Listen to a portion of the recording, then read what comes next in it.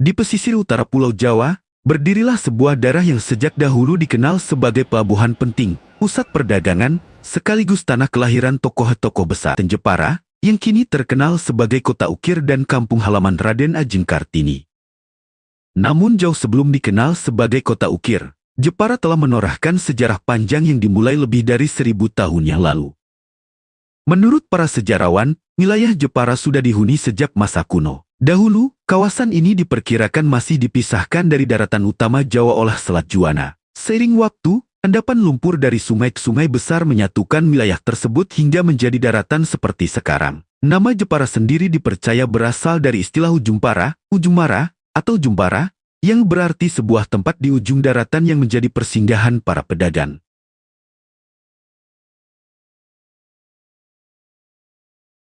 Pada abad ke-7 Masehi, Jepara diyakini menjadi bagian dari Kerajaan Kalingga, salah satu kerajaan tertua di Pulau Jawa. Kerajaan ini dipimpin oleh Ratu Shima, seorang ratu yang terkenal sangat tegas dalam menegakkan hukum dan keadilan. Di bawah kepemimpinannya, Kalingga berkembang menjadi kerajaan yang makmur serta memiliki hubungan dagang dengan berbagai negeri di Asia.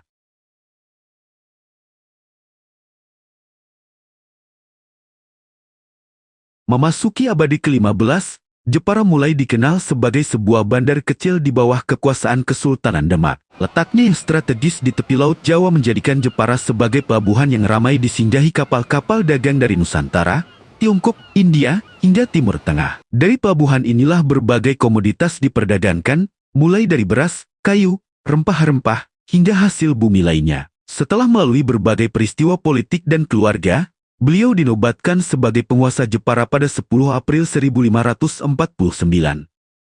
Masa kejayaan Jepara terjadi ketika dipimpin oleh Ratu Kalinyamat, putri Sultan Trenggana dari Kesultanan Demak. Tanggal penobatan inilah yang kemudian ditetapkan sebagai hari jadi Kabupaten Jepara. Penetapan tersebut diabadikan melalui Candra Sengkala Terus Karya Tataning Bumi, yang memiliki makna terus bekerja keras membangun daerah. Di bawah kepemimpinan Ratu Kalinyamat, Jepara berkembang pesat menjadi salah satu pusat perdagangan dan kekuatan maritim terbesar di Nusantara. Armada Laut Jepara dikenal sangat kuat dan mampu menguasai jalur perdagangan di Laut Jawa. Nama Jepara pun semakin terkenal hingga ke berbagai negeri.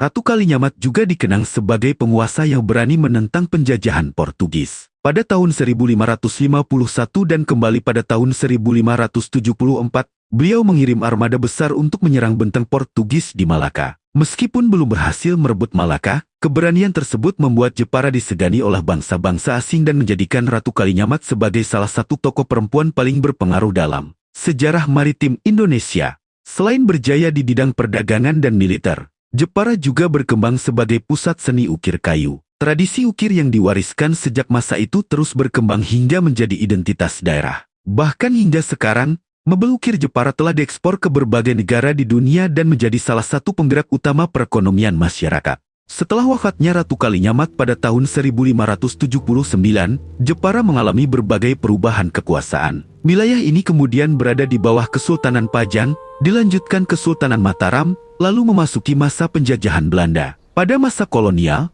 Jepara ditata sebagai wilayah administratif yang terus berkembang dalam bidang pemerintahan, pendidikan, dan perdagangan.